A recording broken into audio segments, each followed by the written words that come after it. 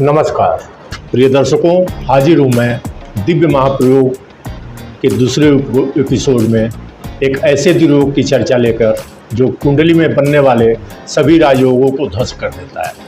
मजबूत से मजबूत कुंडली भी इस दुर्योग के कारण कमज़ोर हो जाती है। ये तय है कि ये दुर्योग 99% कुंडलियों में देखने में आता है। षडाष्टक योग 6-8 का संबंध। दर्शकों, देखा जाए तो ये दुर्योग राजयोग की तरह भी प्रभाव मिलता है इस दुर्योग का। जैसे कुंडली में चतुर्थ भाव का स्वामी अगर 9वें भाव में बैठ जाए तो ये षडाष्टक योग है, लेकिन ये षडाष्टक योग भी राजयोग की तरह काम करता है। जातक को भूमि भवन वाहन का सुख पर्याप्त मात्रा में देता है।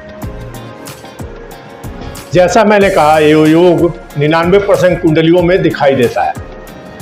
जैसे आप अपनी कुंडली को खोलिए और देखिए कि कितने ग्रह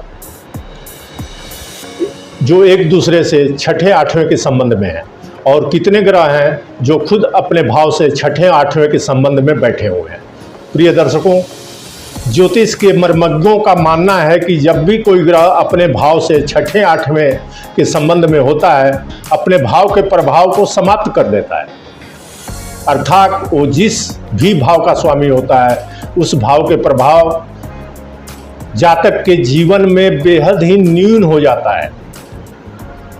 वहीं ये बात कारक ग्रह पर भी लागू होता है। जब कोई ग्रह अपने भाव से जिस भाव का कारक है उस भावपति से षडाष्टक योग में आता है तो उस भाव के प्रभाव को भी छीड़ कर देता है। एक उदाहरण से समझिए कि कुंडली में संतान भाव का स्वामी अगर बली अवस्था में है तो संतान का सुख तो उस जातक को अवश्य मिलेगा, अवश्य प्राप्त होगा।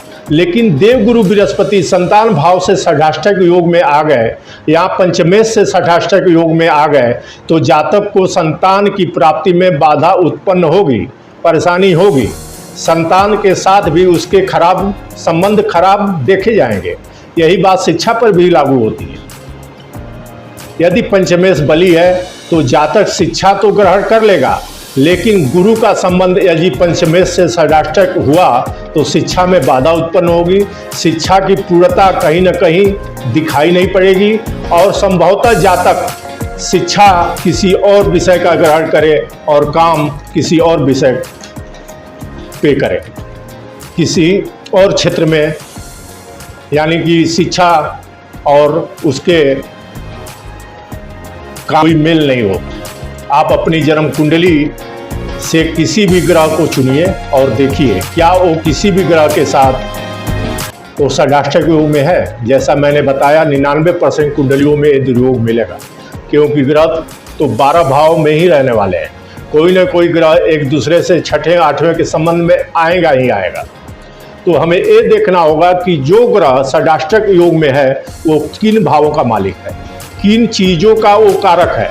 षडाष्टक योग के चलते कहीं ना कहीं उनके प्रभाव में कमी दिखाई पड़ेगी, न्यूनता आएगी। और अब एक और बात है जिसे समझना है, वैसे ही षडाष्टक योग के बारे में मेष लग्न की कुंडली हो तो मंगल अष्टमेश भी होते हैं, वहाँ ये षडाष्टक योग मान्य नहीं होगा। वैसे ही शुक्र के साथ भी है, जब वो अपने ही घर से षडाष्टक योग बनाते हैं तो वहाँ भी ये दुर्योग मान्य नहीं होता है। पर बाकी मामलों में दुर्योग बेहद मायने रखता है। जैसे लग्नेश यदि षडाष्टक योग का संबंध बना ले तो जातक को चिड़चिड़ा, जिद्दी, गुस्सैल, शत्रुओं से पीड़ित अथवा अष्टमेश से संबंध बन जाए तो ये भी एक कष्टदायी होता है। जातक की सफलता बाधित होने लगती है और वो हर क्षेत्र में असफल होने लगता है। ये बात देवगुरु बृहस्पति के और सूर्य के साथ भी लागू होता है। सूर्य राज्य के कारक है।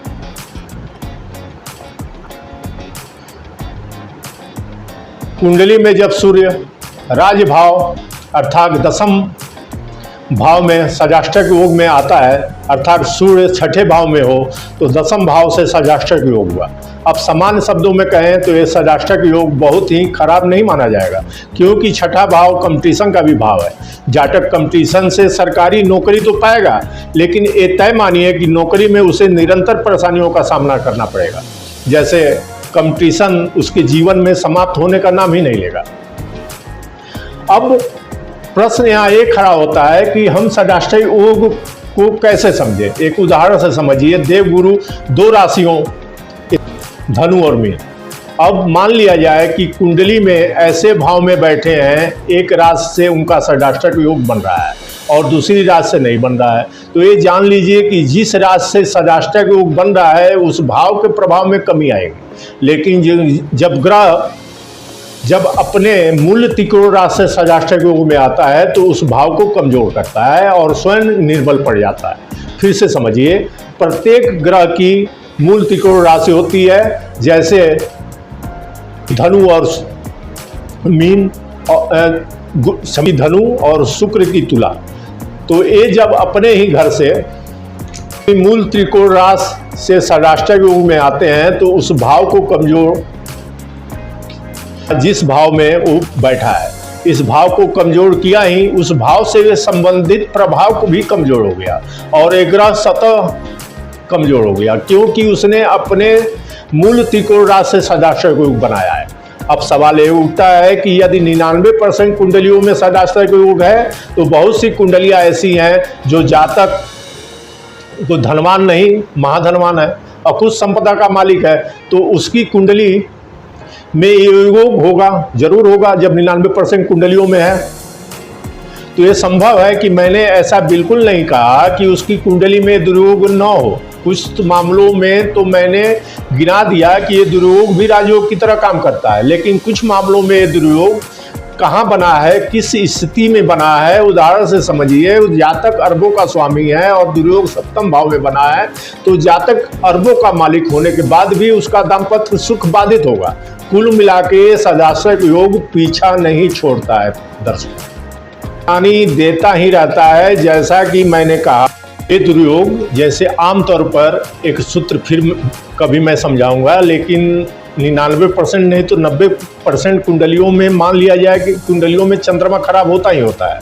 और ये जान लीजिए कि कुंडली का एक ऐसा मुख्य ग्रह है चंद्रमा कि अगर ये खराब है तो बड़े बड़े राजयोगों को बंद कर देता है, और एक अकेला चंद्रमा और सूर्य कुंडली में बली हो जाए तो कमजोर से कमजोर कुंडली महाबलशाली हो जाती है। ऐसे ही है षडाष्टक योग। षडाष्टक योग अगर अच्छे भाव में बना हुआ है, जैसे चौथे और नौवें का या चौथे और एकादश का, तो ये बहुत बढ़िया है।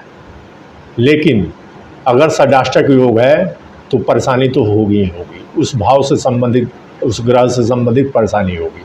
तो क्या किया जाए अगर षडाष्टक योग है तो इसका क्या उपाय है? प्रिय दर्शकों, आशा है कि जो मैंने इस षडाष्टक योग पे आपको मैंने समझाया आपको अच्छा लगा होगा, आप समझे होंगे। लेकिन उपाय मैं कल बताया करूँगा। षडाष्टक योग अगर कुंडली में बना है तो उसके लिए क्या उपाय है, तो मैं कल वाले एपिसोड के आखिरी में इसका उपाय मैं आपको बताऊंगा। इसी तरह आने वाले दिनों में और भी कुंडली में बनने वाले दुर्योगों के बारे में मैं बताता रहूंगा और उसके क्या प्रभाव हैं और राजयोग के समान कैसे फलित होते हैं। चाहे और कोई भी दुर्योग है उसके बारे में हम चर्चा करेंगे। तब तक के लिए नमस्कार।